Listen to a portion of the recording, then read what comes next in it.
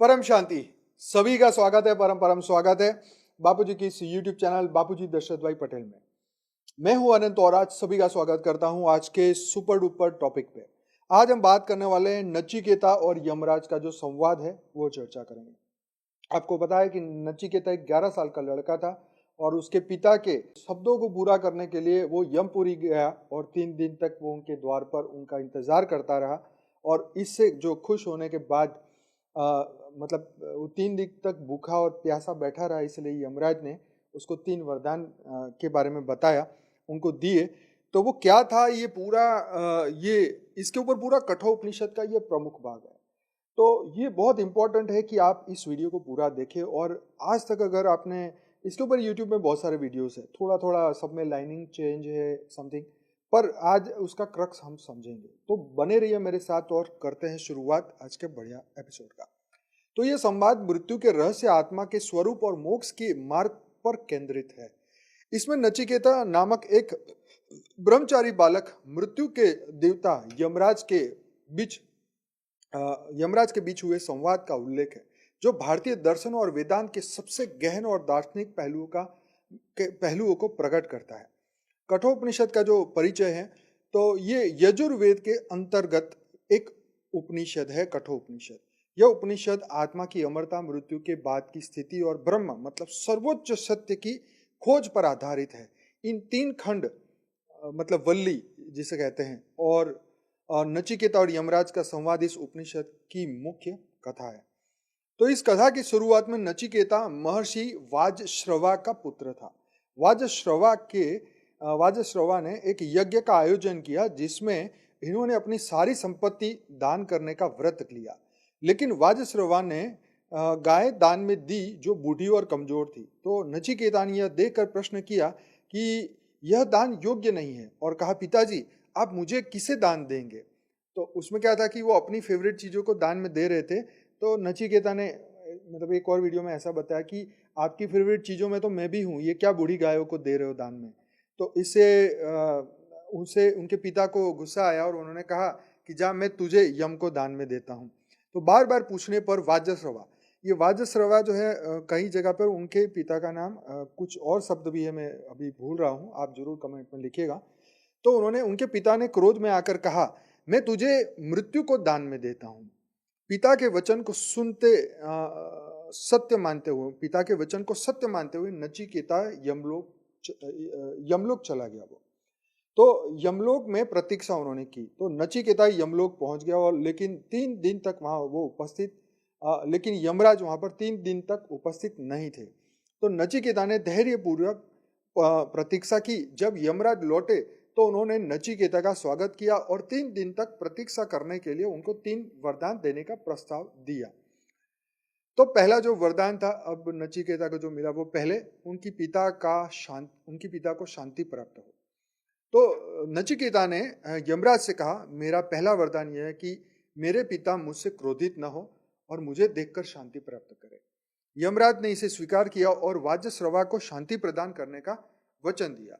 दूसरा जो वरदान था अग्नि विद्या का ज्ञान।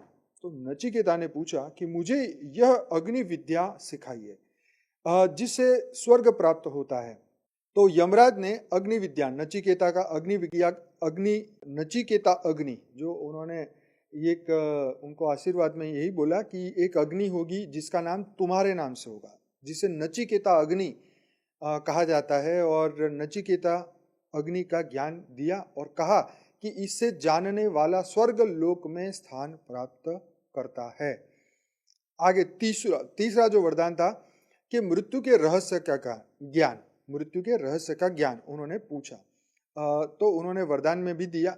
तो नचिकेता ने अपने तीसरा वरदान मांगा, मृत्यु के बाद क्या होता है, क्या आत्मा मरने के बाद भी जीवित रहती है या वह समाप्त हो जाती है।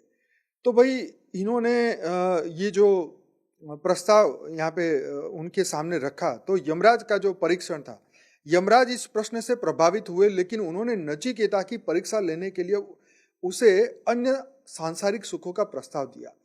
क्योंकि उन्होंने ये बताया कि ये ज्ञान तो देवताओं के पास भी नहीं है, मृत्यु के बाद का जो ज्ञान है वो तो देवताओं के पास नहीं है, तो मैं तुम्हें नहीं दे सकता। लेकिन इसके बदले में मैं तुझे और भी कुछ देना चाहता हूं, तू पहले सुन लो और उसके बाद डिसाइड करो, ठीक है? तो तुम सोने ले लो, तुम सोना ले लो, हाथी, रथ, पृथ्वी के सारे सुख ले लो, मैं तुम्हें लंबी आयु भी दे देता हूँ, राजा बनने का वरदान देता हूँ, लेकिन यह प्रश्न मत पूछो। तो यमराज बताना नहीं चाहते थे। तो नचिकेता ने विनम्रता से उत्तर दिया कि हे यमराज, ये सभी सुख अस्थायी है और मुझे मोक्ष की ओर नहीं ले जा सकते। मैं केवल सत्य जानना चाहता हूं, कृपया मुझे मृत्यु का रहस्य बताइए। क्योंकि देखो, आज मनुष्य को सत्य जानने में इंटरेस्ट ही नहीं है, इसलिए भगवान ने माया इतनी फैला दी, भगवान विष्णु ने माया फैलाई जो पालन करते हैं इस धरती का, ताकि कोई इसकी ओर ना जाए। इसकी ओर क्यों ना जाए? तो असुर इसकी ओर ना जाए, ठीक है? देवता जो जब धरती पे मनुष्य बन जाते तो वो तो इसकी ओर जाएंगे, क्योंकि उन्होंने अमृत पान किया है, तो उनके लिए ही ये ज्ञान है। तो जो माया में फंस जाते हैं वो है असुर, और इसलिए वो ज्ञान की ओर उनको इंटरेस्ट ही नहीं होगा। तो इसलिए उनको ऑफर दिया नचिकेता को, भाई तू ये राजा, स्वर्ग का राजा बन जा, मैं तेरे को सब कुछ दे देता हूँ, लेकिन तू ये प्रश्न मत पूछ। तो फिर भी नचिकेता ने विनम्रता से उत्तर दिया और उन्होंने कहा कि भाई मृत्यु का रहस्य बताइए। तो यमराज का जो उनका उत्तर था, आत्मा का स्वरूप। यमराज नचिकेता की निष्ठा और ज्ञान प्राप्ति की इच्छा से प्रभावित हुए और आत्मा के बारे में गहन उत्तर दिए। मतलब वो इतना प्रभावित हो गया कि भाई उन्होंने, नचिकेता ने बोले मुझे तो ज्ञान ही चाहिए, मुझे और कुछ नहीं चाहिए, क्योंकि सब कुछ तो खत्म होने वाला है, टेम्पररी है, आज मिलेगा तो कल चला जाएगा। तो मैं तो अनंत अनंत काल के सुख में चाहता हूँ, मैं अनंत काल के लिए मोक्ष चाहता हूँ, मुझे इन सब चीजें मत सिखाओ। क्योंकि वो 11 साल का जरूर था, लेकिन वो आत्मज्ञानी भी उस अवस्था तक वो पहुंचा था पिछले जन्मों में, इसीलिए तो ये संस्कारों को कैरी किया और इस जन्म में भी वो आत्मज्ञान और ब्रह्म ज्ञान की ओर आगे बढ़ा। तो यमराज ने कहा कि आत्मा अमर है। यमराज ने कहा, एक श्लोक है जिसका मतलब है, आत्मा न कभी जन्म लेती है न मरती है, यह शाश्वत, अजन्य और अविनाशी है। आप सोचोगे कि ये कौन सी बात है, ये तो हमको पता ही है, लेकिन उस वक्त भगवत गीता नहीं, भगवान ने, कृष्ण ने धरती पर आके ये ज्ञान नहीं दिया था, तो उससे पहले का था। इसलिए समय समय पर कई साधु संतों ने इसके रहस्य समझाए हैं, लेकिन यमराज ने भी समझाया, क्योंकि यमराज को तो ये पता था ना। तो आत्मा इंद्रियों से परे है, आत्मा को देखा या स्पर्श नहीं किया जा सकता, यह इंद्रियों से परे है, लेकिन ध्यान और आत्मज्ञान से इसे अनुभव किया जा सकता है। मृत्यु के बाद आत्मा, यमराज ने समझाया कि मृत्यु केवल शरीर का अंत है, आत्मा का नहीं। आत्मा एक शरीर छोड़कर दूसरे शरीर में प्रवेश करती है जब तक कि यह मोक्ष प्राप्त नहीं कर लेती। ब्रह्म और आत्मा की एकता, यमराज ने कहा, अहम ब्रह्मास्मि, मैं ब्रह्म हूं, आत्मा और ब्रह्म एक ही है। आत्मा का अंतिम लक्ष्य ब्रह्म के साथ एकत्व को प्राप्त करना है।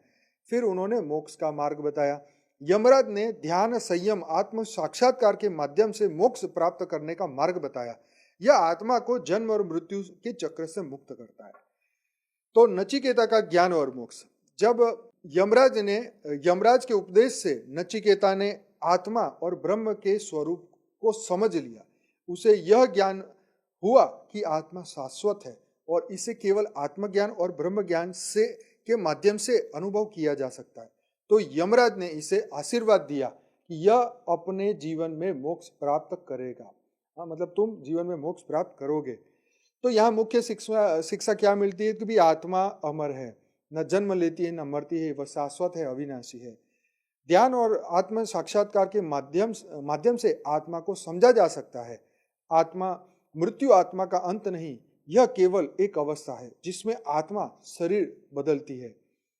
सत्य की खोज, नचिकेता का उदाहरण यह सिखाता है कि सत्य की खोज में दृढ़ संकल्प और सांसारिक सुखों का त्याग आवश्यक है। ये देखो, कोई छोड़ना नहीं चाहता तो ये यहाँ पे क्या बोला कि सत्य की खोज में, तो ये उदाहरण दिया कि सत्य की खोज में दृढ़ संकल्प होना चाहिए और सांसारिक सुखों का त्याग आवश्यक है। अगर हम सांसारिक सुखों को पकड़ के ही रखेंगे तो बार बार बुद्धि उसी में जाएगी और बार बार जो है ये सत्य का मार्ग कहीं ना कहीं खोता नजर आएगा। आत्मा और ब्रह्म का एकत्व, आत्मा और ब्रह्म में कोई भेद नहीं है। आत्मा का अंतिम लक्ष्य ब्रह्म से एकत्व प्राप्त करना है। नचिकेता और यमराज का संवाद भारतीय दर्शन का एक उत्कृष्ट उदाहरण है। यह संवाद आत्मा, मृत्यु और मोक्ष के गूढ़ रहस्य को सरल और गहन तरीके से प्रस्तुत करता है। हमें यह सिखाता है कि जीवन का मुख्य उद्देश्य आत्मा को जानना और मोक्ष प्राप्त करना है। कठोपनिषद का यह भाग आज भी आत्मा के ज्ञान और सत्य की खोज के लिए प्रेरणा का स्रोत है। तो भाई हम सभी दिव्य आत्माओं को ये मार्ग पे आगे बढ़ना चाहिए, क्योंकि ये मार्ग से कई आत्माओं ने परम शांति को प्राप्त किया है। यही मार्ग से वो मोक्ष को प्राप्त हुए हैं। तो ये बार बार हमारे सभी उपनिषद, गीता और पुराणों के अंदर ये सभी स्टोरी हमें मिलती है कि कैसे कैसे दिव्य आत्माएं, महात्माएं, सिद्ध आत्माएं, चैतन्य आत्माओं ने धरती पर आके अपना पार्ट पूरा किया और परम शांति को प्राप्त करके अपने ब्रह्म स्वरूप में स्थिर हो गए। तो आत्मा स्वरूप में स्थिर हो गए। तो आत्मा स्वरूप और ब्रह्म स्वरूप एक ही है।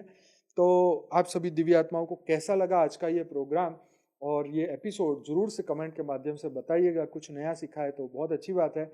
और भी आप इसी सिमिलर स्टोरी जो यूट्यूब में और भी प्रैक्टिकल डायलॉग के साथ ऐसे एपिसोड भी आप देख सकते हैं, लेकिन जरूर से देखिए और अपने जीवन को बदलिए।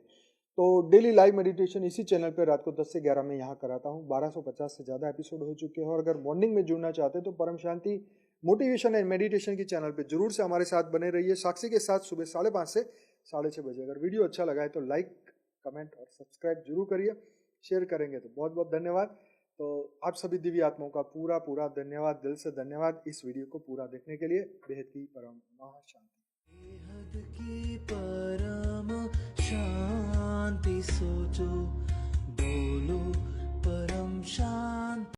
Join us daily for our morning live meditation, Monday to Saturday, 5:30 to 6:30 a.m.